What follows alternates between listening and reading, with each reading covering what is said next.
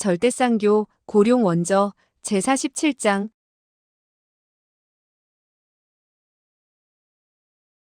47. 계책 속의 계책. 화무결은 약초를 쥐고 가마 속으로 몸을 밀어넣었다. 가마 속에 있는 사람은 철심란이었다.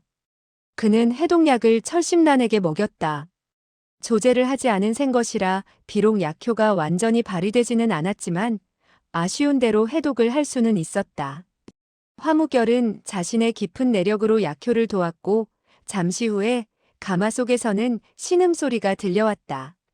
화무결은 비로소 숨을 깊게 내쉬며 찬찬히 몸을 돌려 철무상 등 사람들을 노려보았다. 그의 눈동자는 실로 더없이 날카로웠고 보는 사람으로 하여금 등골이 오싹함을 느끼게 하기에 충분했다. 그는 또박또박 힘주어 말했다. 누가 독을 놓았소? 조양령은 이마에서 흘러내리는 식은땀을 닦았다. 불초는 정말 모릅니다. 철무상도 약간 불쾌한 음성이었다. 이것은 필시 어떤 사람이 우리에게 죄를 뒤집어 씌우려는 음모요. 강별학은 나구와 나삼을 잠시 바라보더니 갑자기 물었다. 그 약초들은 정말 철 노영웅과 조장주가 사온 것이 아니오? 나구와 나삼은 서로 잠시 동안 바라보더니 나구가 천천히 입을 열었다. 저희 형제는 아무것도 모릅니다. 철무상은 그들의 대답을 듣자 크게 노했다. 너희들은 분명히 알고 있지 않느냐? 어젯밤 너희들도 이곳에 있었으니 모든 것을 친히 목격하지 않았느냔 말이다. 이번에는 나삼이 나섰다. 저희 형제는 오직 약초가 스스로 왔다는 것을 알 뿐이지 누가 보낸 것인지는 알 수 없소. 혹시 장삼인지 혹은 이사인지 아니면 혹시. 그는 철무상을 잠시 바라보더니 말을 멈췄다. 강별학이 그의 말을 받았다. 혹시 철 노영웅의 제자인 줄도 모른다는 말이겠군. 그렇소? 나구와 나삼은 또다시 서로를 잠시 동안 바라보더니 아무 말도 하지 않았다. 그것은 기실 강별학의 말을 인정하는 것이었다. 강별학은 철무상을 한참이나 유심히 훑어보다가 드디어 입을 열었다. 귀하께서는 더 이상 무슨 할 말이 있소? 철무상은 분노가 가득 찬 눈으로 나씨 형제를 노려보며 떨리는 음성으로 말했다. 내가 너희들과 무슨 원한이 있기에 나를 죄인으로 만들려는 것이냐? 어디 그 이유나 말해보아라. 나구가 말했다. 저희 형제는 오직 사실대로 말했을 뿐입니다. 강별학이 말했다. 두 분은 정의 의리의 사나이들이군요. 불초는 정말 두 분을 존경합니다. 돌이켜볼 때 철 노영웅은 철무상은 화가 머리끝까지 치밀었다. 금방이라도 무슨 일이 벌어질 것만 같았다. 노부가 어쨌단 말이냐?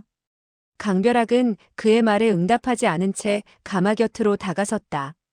철소저, 철소저 깨어났소?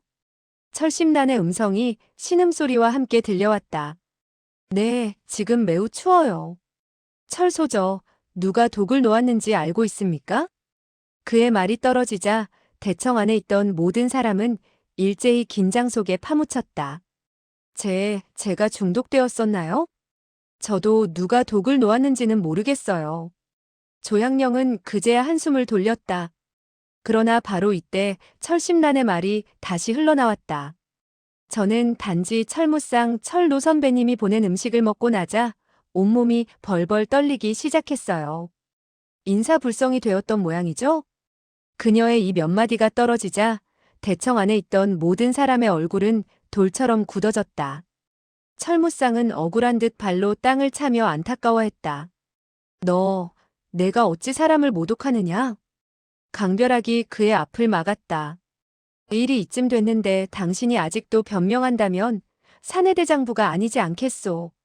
철무상은 대노한 음성을 터뜨렸다. 닥쳐라. 노부는 이 여자와 원한이 없을 뿐만 아니라 알지도 못하는데 무엇 때문에 해치려고 했겠느냐? 강별학이 화무결을 바라보며 입을 열었다. 화 공자께서 철 노영웅의 말씀을 믿으십니까?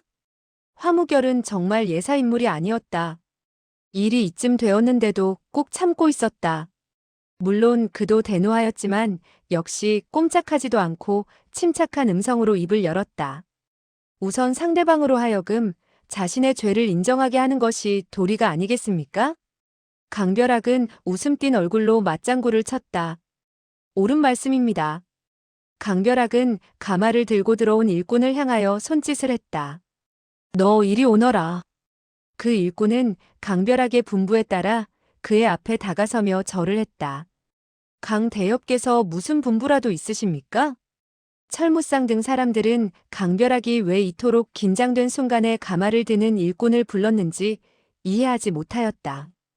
강별학은 엷은 미소를 띠며 입을 열었다.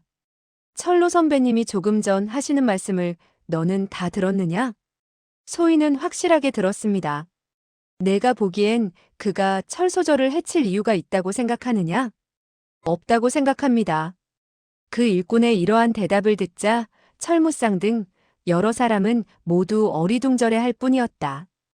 강별학은 역시 미소를 머금은 표정으로 말을 계속했다. 그렇다면 독을 놓은 사람은 철 노영웅이 아니겠군 그래. 아닙니다. 그 독은 철 노영웅이 놓은 것입니다. 너는 어째서 철 노영웅이 놓은 독이라고 말하는 것이지? 철 노영웅이 독을 놓은 목적은 본시화 공자를 해치고자 하는 것이었을 겁니다. 다만 철소저가 화 공자를 대신하여 화를 당했겠지요. 강별학은 일부러 눈썹을 찌푸리며 다그쳐 물었다. 철 노영웅은 화 공자와도 아무런 원한이 없는데 왜 화 공자를 해치고자 하겠는가? 그의 말이 채 끝나기도 전에 철무상은 대노한 음성으로 그의 말을 가로챘다. 그렇소. 노부가 왜 그를 해치고자 하겠소? 그 일꾼은 철무상의 그토록 큰 외침 소리를 듣고서도 조금도 당황하지 않고 천천히 입을 열었다. 사람을 죽이려 할 때는 당연히 원인이 있기 마련이죠. 예를 들면 질투 때문에 죽일 수도 있고 원한이 있어서 죽일 수도 있고 또한 남에게 나쁜 일을 한 것이 발각되었을 때도. 철무상은 대노하여 큰 소리로 외쳤다. 노부는 평생을 떳떳이 살아왔는데 내 녀석이 감히 노부의 인격을 모독하다니 죽고 싶어서 환장을 했느냐? 그의 외침소리는 우레소리를 무색하게 할 정도였고 지령장에서 잔일을 하는 일꾼들도 모두 그 소리에 놀라 벌벌 떨며 안색이 변하였다. 그러나 그 가마를 들고 온 일꾼은 여전히 태연했다. 철무상 등 사람들은 강별학에게 속한 가마를 드는 일꾼조차 이토록 담이 크고 달변인 것을 보자 감탄을 금치 못했다. 그러나 소호하는 그 가마를 드는 일꾼이 다른 사람이 변장한 것이 틀림없다고 장담할 수 있었다. 그래서 그는 유심히 그 일꾼을 바라보았고 보면 볼수록 아는 사람 같다고 느껴졌다. 철무상은 너무나도 어이가 없었던지 미친 듯이 껄껄 웃었다. 좋다. 사람들 앞에서 노부가 도대체 무슨 나쁜 일을 했는지 어디 한번 똑바로 말해보아라. 그 일꾼은 태연하게 입을 열었다. 나쁜 짓도 여러 가지가 있습니다. 예를 들어 남의 닭이나 개를 훔치는 것도 나쁜 짓이죠. 하지만 그것은 대단한 일이 아닙니다. 대단한 것은 남의 표운을 훔치고 사람을 죽이는 것 같은 일입니다. 철무상이 너무나도 대노하여 음성마저 떨렸다. 너는 노부가 누구의 표운을 훔쳤다는 것이냐? 예를 들면 단합비 어른의 표운이라 할 수 있죠. 단합비? 너냐 너. 단 어른과 조장주가 서로 용납할 수 없는 사이라는 것은 이 근방에 있는 사람이라면 모두가 알고 있는 사실입니다. 단 어른이 은을 남에게 빼앗긴다면 사고자 하는 물건을 당연히 살 수 없게 되겠죠. 그렇게 되면 이 근방에서 조장주의 장사를 가로채는 사람은 아무도 없게 되지 않겠습니까? 설사 그렇다 해도 그것이 노부와 무슨 관련이 있단 말이냐? 그 일꾼은 여전히 웃음을 잃지 않았다. 철 노영웅이 만약 암암리의 단합비의 표운을 빼앗는다면 비단 조장주에게 살해금을 받을 수 있을 뿐만 아니라 그 물건을 사고자 하는 은도 철 노영웅의 손아귀에 들어가지 않겠습니까? 너 계속 말해보아라. 본시 철 노영웅은 아무에게도 이 일을 들키지 않을 것이라 생각했겠죠. 설사 강호의 인물들이 이 일을 조사하고자 하더라도 절대로 철 노영웅님을 의심하지는 않을 테니까 말입니다. 그는 미소를 잃지 않으며 다시 말을 계속 이었다. 그런데 단 어른께서 화 공자를 초청했을 줄이야 철 노영웅으로서도 미처 생각지 못했겠지요. 물론 철 노영웅도 화 공자께서 보통이 아니라는 것을 알고 계실 것입니다. 그렇기 때문에 이 일을 명확히 밝혀낼까봐 선수를 치려고 화 공자를 사지에 몰아넣을 속셈이 아니었겠습니까? 그의 이 말들은 확실하게 철무쌍을 범인으로 취급한 것이었다. 처음에는 그래도 만약 혹은 예를 들어서란 말투를 썼었지만 이제는 공개적으로 철무쌍이 범인이라고 지명한 것이었다. 철무쌍은 대노하여 큰 소리로 외쳤다. 이 악독한 놈! 노부가 너의 그 더러운 입을 찢어놓을 테다. 본래 성격이 급했던 철무쌍은 호랑이같이 그 일꾼을 향하여 덮쳐가며 연달아 장을 펼쳤다. 철무쌍은 삼상지대의 무예계를 영도하는 자였기에 무공이 실로 보통이 아니었다.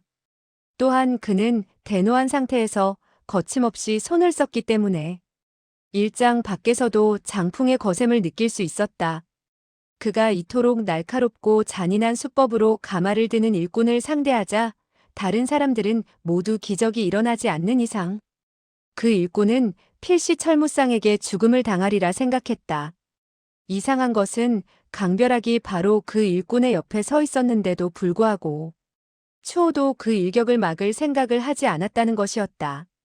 장풍 소리가 끊임없이 들려오는 가운데 한 사람의 비명소리가 들려왔다. 그 비명소리와 함께 한 인형이 뒤로 밀려나갔다. 놀랍게도 그 일꾼이 철무쌍과 일장을 맞부딪힌 것이었다. 그리고 더욱더 놀라운 것은 밀려나간 사람은 그 일꾼이 아니라 장력으로 무예계의 이름을 날린 삼상지대의 대협객인 애제여명 철무쌍이었던 것이다. 이렇게 되자 조양령 등 사람들은 모두 놀라움에 탄성을 발했다. 소호하는 그 일꾼으로 변장한 자가 도대체 누구일까 하고 애타게 생각하고 있었다. 그가 발한 장세는 무예계의 정종이면서도 상승에 속한 무공이었다. 그는 자신도 모르게 중얼거렸다. 아, 그러구나. 철무쌍은 일장 밖으로 떠밀려난 후에도 중심을 잡지 못하고 몇 발자국을 더 밀려나갔다. 만약 조양령이 재빨리 달려나와서 그를 부축하지 않았다면 쓰러졌을지도 모를 일이었다. 비록 쓰러지지는 않았지만 그는 얼굴이 창백해졌고 가슴이 크게 울렁거렸다. 분명히 무거운 상처를 입었던 것이다. 강별학은 엷은 미소를 지으며 입을 열었다. 철로 선배님은 역시 늙었군요. 철무쌍은 떨리는 음성으로 답했다. 너. 선배님은 무슨 할 말이라도 있습니까? 이때 조양령이 큰 소리를 내며 끼어들었다. 불초가 할 말이 있소이다. 생각해 보십시오. 만약 그 독을 정말 철 노영웅이 놓은 것이라면 어째서 선물을 보낼 때 철로 선배님이 자신의 이름을 밝혔겠습니까? 또한 어째서 해독약을 굳이 이곳에다 놓아두겠습니까? 마치 귀하에게 일부러 잡으러 오라고 하는 것밖에 되지 않습니까? 그 일꾼은 급히 응답했다. 만약 보통 사람이라면 당연히 그렇게 하지를 않겠죠. 그러나 철 노영웅은 남들이 결코 자신을 의심할 리가 없다고 오히려 그 허를 찌른 것입니다. 그러나 조양령은 평상시 자신이 매우 달변이라고 자부했었는데 지금은 가마를 드는 일꾼에게 말이 막히고 말았다. 이때 강별학이 다시 입을 열었다. 일이 이렇게 됐으니 공자님의 뜻은 어떻습니까? 화무결은 천천히 말했다. 천하의 영웅들이 이 일을 안다면 절대로 가만히 있지 않을 것입니다. 옳은 말씀입니다. 화무결은 시선을 돌려 대청에 있는 사람을 두루 바라본 후 철무쌍과 조양령의 얼굴에 시선을 멈추었다. 지금은 정오이니까 내가 두 분에게 반나절의 시간을 드리겠소. 그때까지 두 분은 해결책을 생각해낼 수 있을 것입니다. 그럼 불초는 오늘 밤 자정에 이곳에 다시 찾아오겠소.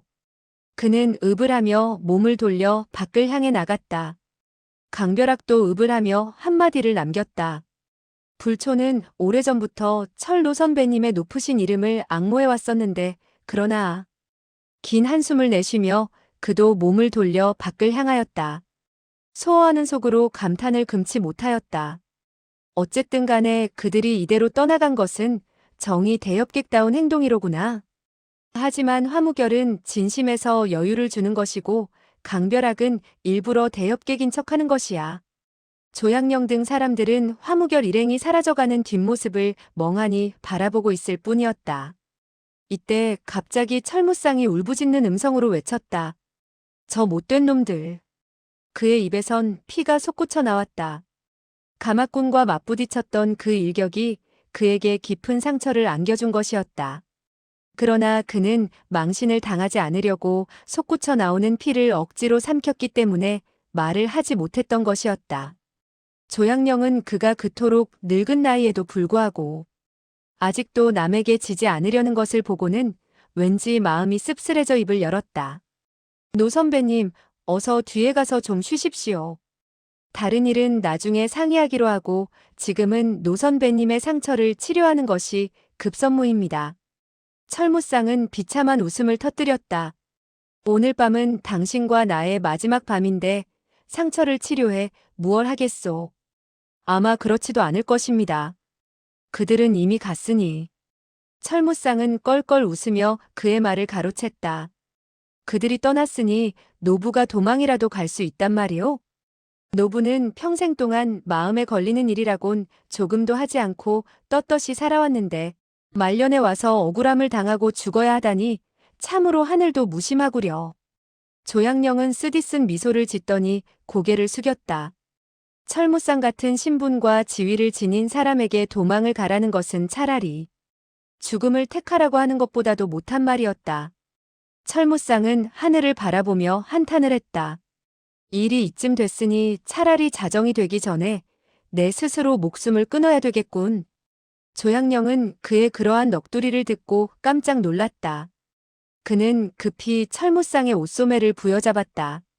노 선배님, 제발 그런 말씀은 하지 마십시오. 자정이 되려면 아직도 많은 시간이 남아있으니 해결책을 강구할 수 있을지도 모르지 않습니까? 제발 그런 생각을 버리십시오. 철무상의 입에서는 탄식 어린 한숨이 저절로 새어나왔다. 우리들이 제 아무리 변명을 잘한다 해도 그 진짜 범인을 잡기 전엔 믿어줄 사람이 없을 것이오. 그리고 이토록 넓은 세상 어디에 가서 진범을 찾는단 말이오? 더군다나 우리에겐 반나절의 시간밖에 없는데 말입니다. 조양령은 슬픈 표정으로 혼잣말을 했다. 반나절, 자정. 그는 하늘을 바라보았다. 해는 이미 서쪽으로 차츰 기울어가고 있었다. 철무상은 앙천대소했다. 강별학 화무결. 노부는 너희들을 탓하지 않겠다. 너희들로서는 그렇게 할 수밖에 없었겠지.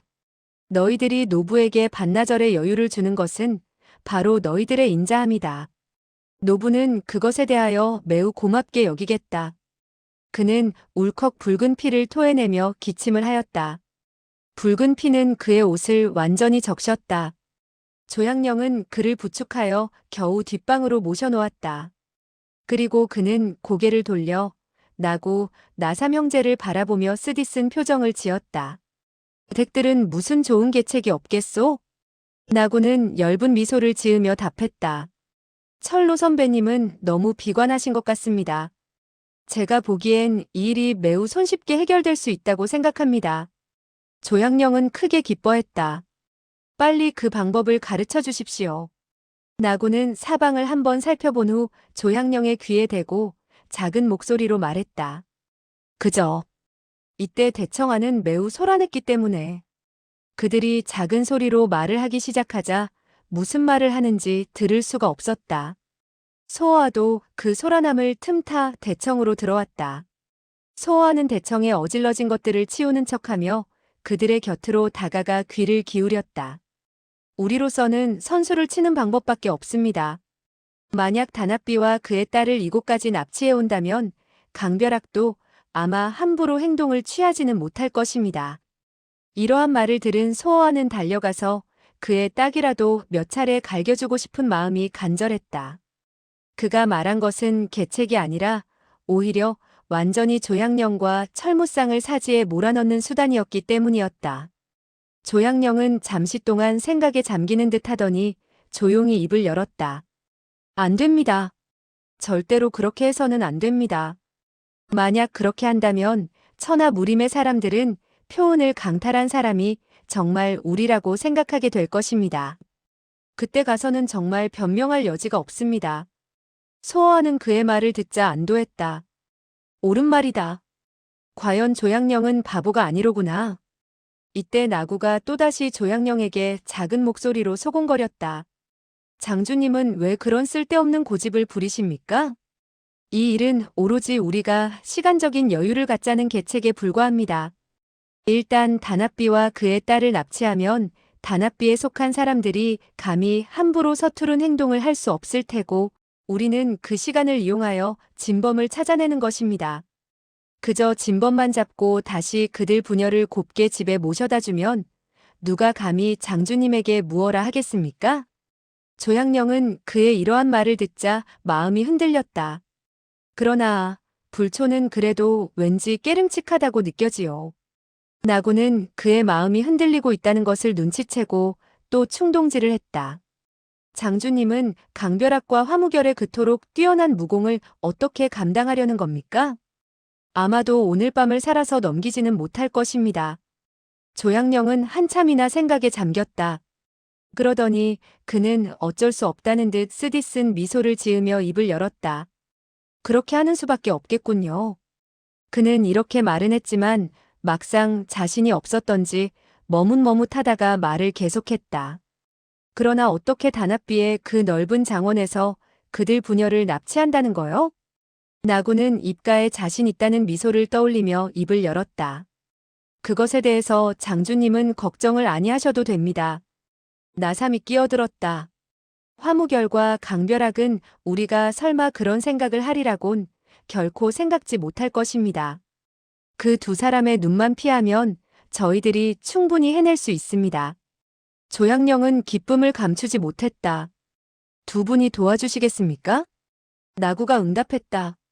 장주님의 신세를 졌으니 당연히 해드려야지요. 조양령은 이 말을 듣고 크게 기뻐하며 급히 큰절을 했다. 두 분이 이토록 의리가 좋으시니 불초가 어떻게 보답해야 할지 모르겠군요. 나구는 재빨리 그를 일으키며 당황한 음성으로 말했다. 장주님이 이러시면 저희가 도리어 부끄러워집니다. 소어하는 곁에서 이 모든 광경을 똑똑히 보았고 또 들었다. 이 나구란 놈은 더없이 악독하구나. 이를 더욱 크게 확대해놓고 자기가 그 혼란 속에서 이득을 볼 작정인 모양이구나. 이때 나구의 목소리가 그의 생각을 멈추게 했다. 쇳불도 당김에 빼랬다고 당장 행동을 개시하겠습니다. 조양령이 응답했다. 두 분이 필요한 물건이 있으시다면 그저 분부만 하십시오. 다른 것은 필요치 않고 오직 8명의 일꾼만 저에게 빌려주십시오. 그리고 그들에게 가마를 들고 저희를 따라오라고 분부하십시오. 좋습니다. 그는 급히 사람들을 불렀다. 곧 적지 않은 사람들이 그에게 달려왔다. 소어와도 그들 사이에 끼어들었다. 두 채의 가마를 들고 오자 나구가 먼저 올라가 앉아 입을 열었다.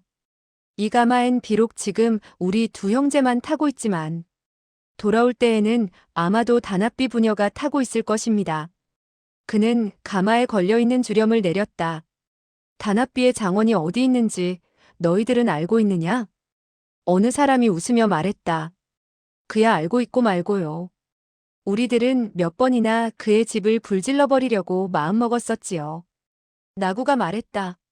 그럼 좋다. 지금 즉시 떠나자꾸나. 7명의 일꾼과 소어하는 가마를 들고 출발했다. 그 7명의 일꾼은 무슨 목적으로 가는지 매우 궁금해하는 것 같았다. 약 한 그릇의 밥을 먹을 시간 동안을 가자 멀찍한 곳에 다나비의 장원이 보였다. 붉은색 대문 앞에 7, 8명의 사나이들이 앉아 있었다. 일꾼이 입을 열었다. 앞에 있는 집이 바로 그 다나비란 놈의 우리입니다. 나 어른께서는 어떻게 했으면 좋겠습니까? 나구가 가마 속에서 말했다. 곧장 들어가라. 이 말을 들은 소호와는 놀라움을 금치 못하는 한편 생각에 잠겼다. 이들은 강벼락을 두려워하지 않는단 말인가? 그 일꾼은 더욱더 놀라서 멍한 표정을 지었다. 그러더니 그는 억지로 웃음을 짜내며 의아심이 가득한 음성으로 말했다. 다나비에겐 문을 지키는 개새끼들이 매우 많은데 만약 그들에게 물린다면 억울하지 않겠습니까? 나구가 다시 그 말에 응답했다. 너희들은 그저 내 말대로 들어가기만 해라. 그 문지기 녀석들은 절대로 너희들을 물지 못할 테니까. 가마를 든 일꾼들은 서로 마주 바라보다가 어쩔 수 없다고 생각하였던지 문을 향하여 걸어갔다. 그들이 문 앞에 당도하자 단시 장원의 일꾼들이 그들의 갈 길을 막으며 사나운 음성으로 외쳤다. 이봐, 너희들은 못하는 놈들이냐? 거기 서 있거라. 소어가 큰 소리로 외쳤다. 우리는 돼지를 잡으러 온 사람이다. 빨리 비켜라. 그가 이렇게 한 것은 물론 일부러 이를 망치려고 한 것이었다. 그래야만 강벼락을 나오게 할 수 있고 또한 그래야만 나시 형제의 계책이 성공하지 못할 것이라 생각했던 것이었다. 단시 장원의 일꾼들은 과연 대노하여 욕설을 퍼부으며 달려왔다. 개새끼들아, 너희들이 죽고 싶어서 환장을 했느냐? 이때 갑자기 휙, 휙 하는 소리가 들려오며 단시 장원의 일꾼들이 일제히 쓰러졌다. 순식간에 벌어진 일이라 그 누구도 그들이 왜 쓰러졌는지를 몰랐다. 소어와의 눈은 다른 사람들보다 예리했기 때문에 몇 가닥의 검은 빛이 가마 속에서 날아가는 것을 발견할 수 있었다. 단시 장원의 일꾼들은 땅바닥을 몇 번 구르더니 드디어 꼼짝하지 않았다. 나구는 정말로 악독한 수단을 지니고 있구나. 소어와는 갑자기 등골이 오싹해져 몸을 금치 못했다. 조씨 장원의 일꾼들은 더없이 놀라 넋을 잃고 있었다. 나구의 웃음 띤 얼굴이 가마 밖으로 잠시 나왔다. 이젠 문지기 개새끼들이 더 이상 짖지 못하니 안심하고 들어가거라. 조씨 장원의 일꾼들은 그제야 비로소 제정신을 찾고 또다시 안을 향하여 걸어 들어갔다. 이때 문 안에서 또 7, 8명의 사나이들이 고함을 지르며 달려나왔다. 그러나 그들은 대문을 나서기가 무섭게 역시 휙, 휙, 휙 하는 소리가 나자 땅바닥에 쓰러지고 말았다. 미처 대문 밖으로 달려나오지 못한 몇 명만이 겨우 봉변을 면했다. 그들은 놀라서 뒤돌아 안으로 달려들어가며 큰 소리로 외쳤다. 다들 모여라. 다들 모여라. 문 밖에서 악마가 들어오고 있다. 소어와는 이 광경을 보며 다시 생각에 잠겼다. 이렇게 소란스러우면 필시 강벼락이 나올 텐데 나시 형제는 그것을 조금도 두려워하지 않는 것 같구나. 나구와 나삼은 정말 조금도 두렵지 않은 모양이었다. 그들은 껄껄 웃으며 큰 소리로 외쳤다. 이봐, 어서 들어가자꾸나. 사태가 이렇게 되자 조씨 장원의 일꾼들은 용기백배하여 있는 기력을 다하여 나는 듯이 달려 들어갔다. 겹겹으로 쌓인 뜰을 지나자 안에서 수십 명의 무기를 든 사내들이 달려 나왔다. 그러자 암기가 허공을 스치는 소리가 들려왔고 앞을 가로막았던 사람들이 또 적지 않게 쓰러졌다. 그중 한 명의 자에 대하니 안색을 바꾸며 큰 소리로 외쳤다. 가마 속에서 날아온 암기가 보통이 아니다. 우선 후퇴하자. 그 사람의 동작은 민첩했고 무공 또한 보통이 아닌 것 같았다. 단시 장원의 일꾼들은 그의 말에 따라 뒤로 물러섰다. 이때 뒤에서 갑자기 한 사람의 우렁찬 음성이 들려왔다. 이젠 됐다. 우리가 모두 나왔으니 안심해라. 뒤따라 또 한 사람의 우렁찬 음성이 들려왔다. 시비를 걸어온 사람이 암기를 쓸 줄 안단 말이냐? 자에 대하니 그의 말에 응답했다. 누구인지 모르지만 실력이 보통이 아닌 것 같습니다. 말을 주고받는 동안 5명의 사내가 모습을 드러냈다. 그들은 손에 모두 방패를 들고 있었고 그중 한 명이 자이대한에게 방패를 던져주었다. 도광이 번쩍거리자 6명의 대한이 나는 듯이 덮쳐왔다. 소어아가 그들의 신법을 보고 당장 그들이 바로 다나비가 거느리고 있는 무사들이라는 것을 알 수 있었다. 단합비는 나라를 살 수 있을 만큼 부자였기 때문에 그가 거느리고 있는 무사들도 당연히 보통이 넘었다. 조씨 장원의 일꾼들은 덜컥 겁이 났다. 무사들은 제각기 방패로 가슴을 가린 채 가마를 향해 칼을 뻗치며 달려들었다. 이때 호탕하게 웃는 기나긴 웃음소리가 들려왔다. 잠깐만. 순간 한 인형이 가마 속에서 솟구쳐 나와 앞에 있는 두 명의 가마꾼을 잡아 뒤로 던졌다. 무사들은 그저 눈앞에 인형이 번쩍거리는 것을 느꼈을 뿐인데 이미 한 명의 얼굴이 동그란 뚱뚱보가 그들 앞에 서 있는 것을 발견했다. 그 뚱뚱보는 웃음 띤 얼굴로 입을 열었다. 여러분들은 불초를 모르시겠단 말이오? 무사들은 그의 이러한 말을 듣고 모두 넋을 잃은 듯 서로를 바라보았다. 혹시 이 뚱뚱보가 자기 쪽 사람의 친구일까봐 서로 묻는 눈치였다. 그러나 그들이 다시 뚱뚱보에게 눈길을 돌리기도 전에 나구의 입이 먼저 열렸다. 여러분이 정불초를 모르신다면 불초도 여러분을 낯선 사람으로 취급할 수밖에 없겠군요. 그는 말을 마치자 갑자기 맨 앞에 서 있던 무사의 손목을 향해 쌍장을 날렸다. 우직 하는 소리가 들리며 비명소리가 새어나왔다. 그 무사는 손목이 완전히 부러진 것이었다. 그리고 그가 쥐고 있던 칼도 두 동강으로 부러져 있었다. 다른 5명의 무사들은 놀랍고도 분기가 탱천하여 손에 쥐고 있던 창과 검, 그리고 칼로 일제히 공격을 퍼부었다. 나구는 태연하게 그들을 바라보며 웃음 띤 얼굴로 말했다. 이곳에 양가창의 제자가 있는 줄을 미처 몰랐군. 그 1초의 봉점두는 적어도 15년의 경력을 지니고 있겠는걸? 정이 날쌘 창법이라 아니할 수 없군. 그 창을 쥔 무사는 분명 북파 양가창의 제자였다. 그는 1초를 다하기도 전에 이미 상대방이 자기의 내력을 알게 된 것을 보자 놀라움을 금치 못하였다. 그 순간 그의 창은 약간 느려졌고 창끝이 상대방의 손에 잡히고 말았다. 나구는 오른손으로 창끝을 잡고 몸을 반쯤 틀더니 상대방의 창으로 왼쪽에서 공격해온 일검을 막는 한편 오른쪽에서 공격해온 자의대한을 향하여 웃음 띤 얼굴로 한마디를 던졌다. 팽염조 어른께서는 요즘도 몸 건강이 잘 있는가? 그가 말한 팽염조는 남파 5호 단문도의 장문인이었고 그 자의대한은 바로 그의 문화생이었다. 그는 자기 스승의 성함을 듣게 되자 멈칫했다. 그는 급히 물었다. 당신은 저희 스승님을 아십니까? 나구는 빙그레 웃었다. 모른다. 나구의 입에서 모른다라는 새 음절이 떨어지는 순간 그의 왼쪽 손바닥이 이미 자의대한의 가슴에 적중했다. 그토록 웅장한 그의 몸집은 이 일격을 맞고는 나는 듯이 뒤로 밀려나갔다. 또한 동시에 그 창끝을 잡힌 무사는 한 가닥의 크나큰 힘이 창을 따라 밀려오는 것을 느꼈다. 그는 창을 버리려 했지만 때가 이미 늦었다. 푹 하는 소리와 함께 그가 쥐고 있던 창이 그의 가슴을 뚫고 들어갔다. 자신의 무기에 자신의 생명을 잃었던 것이었다. 나머지 3사람의 얼굴은 파랗게 질려 있었다. 손에 비록 무기를 들고 있었지만 감히 꼼짝하지도 못했다. 나구는 여유있게 이야기를 하면서 그 3명의 무사들을 해치운 것이었다.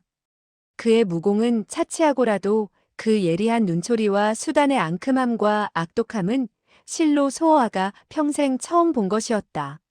지금의 이 나구는 아무리 봐도 어젯밤 대홍권을 펼친 사람 같지가 않았다. 소호아가 놀라고 있는 동안 3명의 무사 중 1명이 또 쓰러졌다. 나머지 2명의 무사는 다리를 벌벌 떨기 시작했다. 나구는 킬킬거리며 웃었다. 이젠 나를 알겠지. 그 나머지 2 무사는 약속이라도 한 듯 일제히 떨리는 음성으로 말했다. 압니다. 알고 말고요. 하, 2분은 나를 누구라고 알고 있어? 그 2사람은 서로 바라보며 떨리는 음성으로 말을 이었다. 어르신네는. 나의 성은 나시고 이름은 구라고 부르오. 네. 어르신네가 바로 나구 어른이죠. 나구는 만면의 웃음을 띄었다. 2분이 불초를 아신다니 정말 기쁜 일이오. 귀찮겠지만 나를 단합비 단어른에게 인도해주지 않겠소? 이 말을 들은 두 무사는 서로를 바라보며 말을 더듬거렸다. 나구는 즉시 안색을 달리하며 화가 가득한 음성으로 소리쳤다.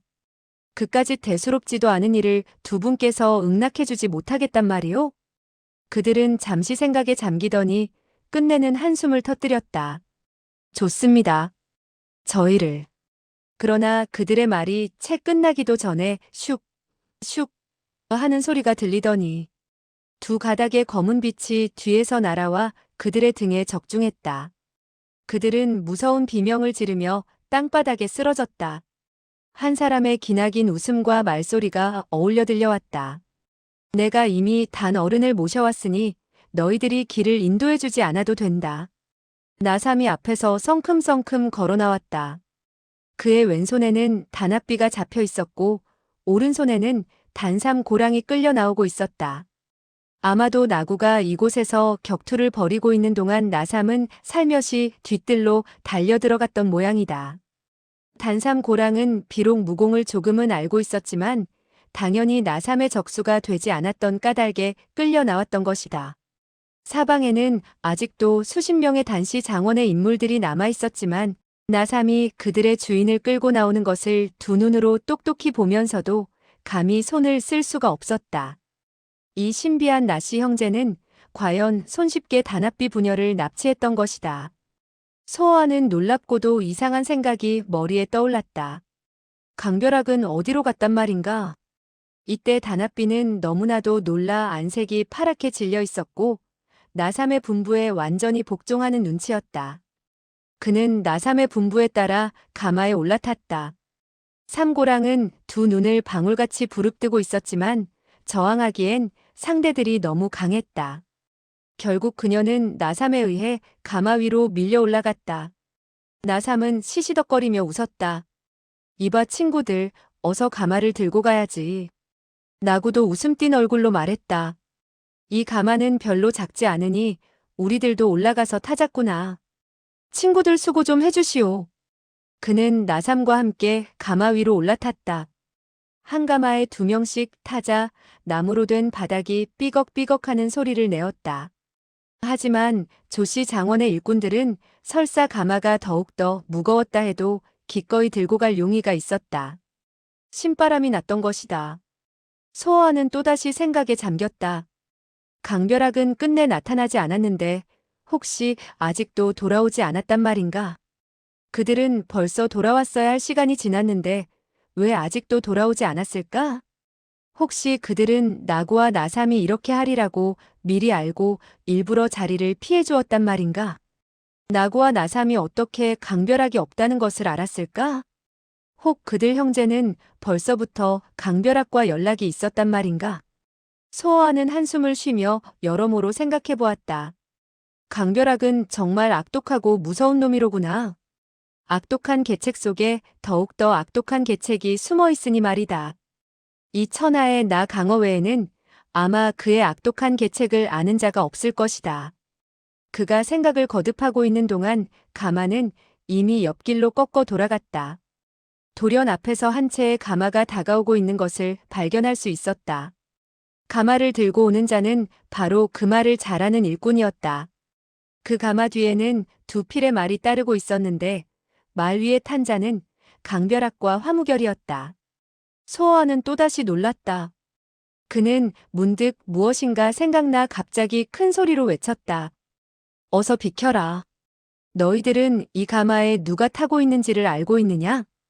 조씨 장원의 일꾼들은 화무결과 강벼락을 보자 이미 벌벌 떨고 있다가 그의 이러한 외침 소리를 듣자 더욱 놀라 식은 땀마저 흘러내리게 되었다.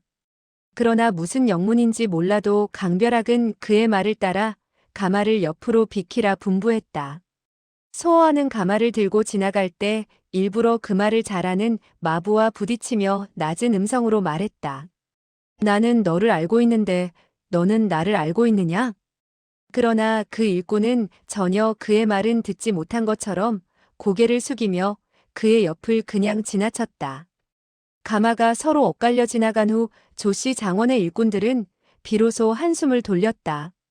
소호하는 속으로 냉소를 터뜨렸다. 과연 내 짐작이 틀림없구나. 전하씨 형제란 놈들과 강벼락은 벌써부터 내통이 되어 있었구나. 그렇기 때문에 그는 일부러 이 가마 속에 누가 타고 있는지를 알면서도 모른 척했구나. 이것은 철무상에게 가장 큰 타격을 주는 일격이었다. 그가 만약 그래도 자신이 은을 강탈한 것과 독을 놓은 일에 관련이 없다고 변명한다면 천하의 많은 사람 중에서 믿는 사람이 과연 몇이나 될 것인가?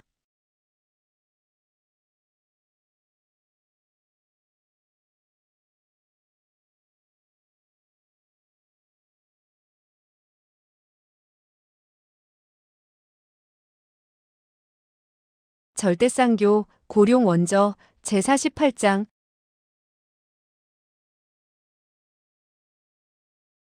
48.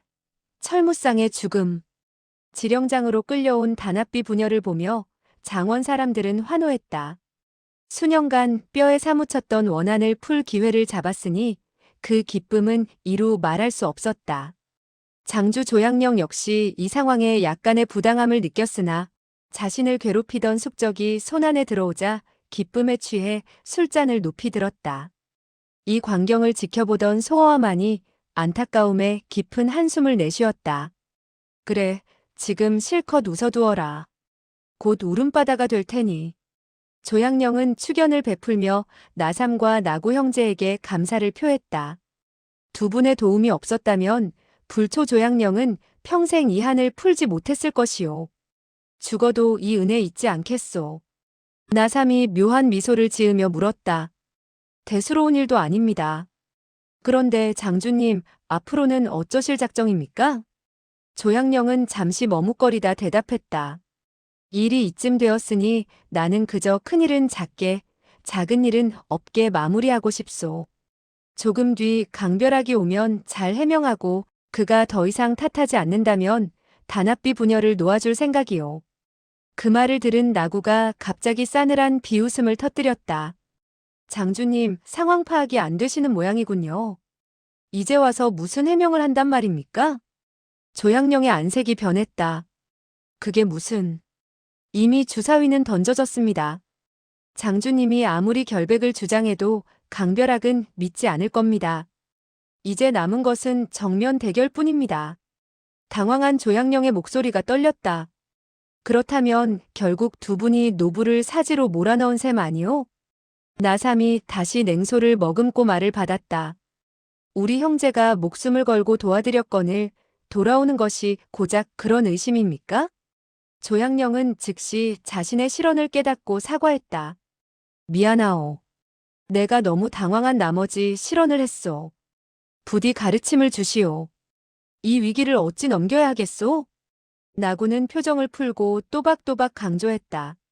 화해할 수 없다면 싸우는 수밖에 없습니다. 강벼락과 화무결의 무공이 아무리 뛰어나도 지혜로 맞선다면 승산이 있습니다. 두 형제는 만담을 나누듯 말을 주고받으며 조양령을 구렁텅이로 이끌었다. 단합비 부녀를 인질로 잡고 있는 한 강벼락도 함부로 움직이지 못할 겁니다. 이 대청 사방에 궁수들을 매복시키십시오. 그들이 들어오는 순간 화살 세례를 퍼부으면 목숨이 10개라도 버티지 못할 것입니다. 멀리서 이를 듣던 소어와는 혀를 찼다. 참으로 한심한 계책이로구나. 강벼락 같은 여우가 그런 뻔한 수에 당할 리 있나? 조양령이 저들의 말대로 움직인다면 스스로 무덤을 파는 꼴이다. 그리 되면 강벼락이 그를 죽여도 강호 누구 하나 조양령의 편을 들지 않겠지. 결국 공포에 질린 조양령은 그들의 부추김에 넘어가고 말았다. 좋소. 악독하지 못한 자는 대장부라 할 수 없다 했지. 끝까지 맞서보겠소. 몰락의 전주곡. 날이 저물 무렵 지령장 대청에는 무거운 긴장감이 감돌았다. 철무상은 넋이 나간 듯 초라한 모습으로 앉아 있었고 대청 사방에는 30명의 궁수가 매복했다. 소어와 역시 일꾼 틈에 섞여 기회를 엿보고 있었다. 그때 장원 밖에서 말발굽 소리가 멈추고 7명의 검객이 들어왔다. 그들은 철무상의 18제자 중 고수들이었다. 철무쌍은 제자들의 등장에 위안을 얻었으나 소어하는 제자들 중 우두머리인 노기 소년을 보고 멈칫했다. 그는 강옥랑과 내통하던 자였기 때문이다. 철무쌍이 탄식하며 말했다. 너희들이 왔구나. 하지만 이번 일은 무력으로 해결할 수 없으니 경거망동하지 마라. 그 순간 비명과 함께 매복해 있던 궁수 하나가 대청 안으로 처박혔다. 연이어 시체들이 쌓이기 시작하더니 장원은 아수라장이 되었다. 당황한 조양령 앞에 날카로운 음성이 들려왔다. 너는 스스로 죄를 더하는구나. 강별학과 화무결이 유유히 대청으로 들어섰다. 강별학은 뒷짐을 진 채 냉소를 머금었다. 철 노영훈께서는 이런 조잡한 매복으로 나를 해칠 수 있다고 믿으셨소? 나를 너무 우습게 보셨구려. 철무쌍이 노호했다. 이게 어찌 된 일이냐? 조양령, 도대체 누가 이런 비겁한 짓을 시켰단 말이냐? 그때 나고와 나삼 형제가 돌변하여 외쳤다. 우리는 두 분을 영웅이라 믿고 왔건만 이토록 비겁할 줄은 몰랐소. 이제 우리는 지령장의 일에 상관하지 않겠소. 조양령은 기가 막혀 울부짖었다. 이 모든 것이 당신들의 계책 아니었소. 그러나 나씨 형제는 차갑게 외면했다. 모든 화살은 조양령과 철무쌍에게 돌아갔다. 격분한 철무쌍은 피를 토하며 쓰러졌고 그 틈을 타 노기소년이 스승을 배신하는 연기를 펼쳤다. 사부님, 대의를 위해 저희는 스승님을 떠나겠습니다. 제자들이 검을 땅에 던지자 강별학은 의기양양하게 승리를 확신했다. 뒤바뀐 형세. 조양령은 마지막 카드를 꺼냈다. 단합비가 내 손에 있다. 나를 죽이면 그도 살지 못한다. 하지만 강별학은 코웃음을 쳤다. 그가 손짓하자 두 채의 가마가 들어왔고 그 안에는 멀쩡한 단합비가 앉아 있었다. 이미 강별학의 수하들이 인지를 빼돌린 뒤였다. 절망한 조양령이 대청 밖으로 뛰어나갔을 때 어둠 속에서 누군가 그를 붙잡고 무언가를 속삭였다. 그 말을 들은 조양령의 눈에 다시 생기가 돌았다. 그 사이 화무결은 깨어난 철무쌍에게 명예로운 죽음을 권했다. 강별학이 노기소년의 검을 주어 철무쌍 앞에 던졌을 때 조양령이 한 사나이를 대동하고 다시 나타났다. 대나무 삿갓을 쓴 그 사나이는 유령처럼 조양령의 뒤를 따랐다. 조양령은 우렁찬 목소리로 폭로했다. 강옥랑, 내가 일꾼으로 변장해 철 노영웅을 죽이려 하는구나. 너희 부자는 단합비의 표훈을 강탈하고 죄를 철 노영웅에게 씌워 강남 무림의 걸림돌을 치우려 한 것이다. 가마꾼으로 변장해 있던 일꾼이 당황하며 비웃었으나 조양령의 폭로는 멈추지 않았다. 그는 삿갓 쓴 사나이의 지시를 받는 듯 강별학 부자의 악행을 조목조목 짚어냈다. 독이 바짝 오른 일꾼이 조양령에게 덮쳐왔으나 화무결이 이를 막아섰다. 화무결은 진실을 듣길 원했다. 그러나 그 혼란스러운 대치 상황 속에서 노기소년의 비명이 터져나왔다. 아, 스승님께서 자살하셨습니다. 모두의 시선이 철무쌍에게 쏠렸다. 그의 목에는 장검이 깊숙이 박혀 있었고 선혈이 낭자했다. 그는 억울함과 분노가 서린 눈으로 노기소년을 노려보며 숨을 거두었다. 강별학이 안타까운 척하며 말했다. 철 노영웅께서 죄를 속죄하며 영웅답게 가셨구려. 이제 그를 탓하지 맙시다. 그때 삿갓을 쓴 유령 같은 사나이가 천둥처럼 외쳤다. 거짓말 마라. 철 노영웅은 절대로 자살한 것이 아니다.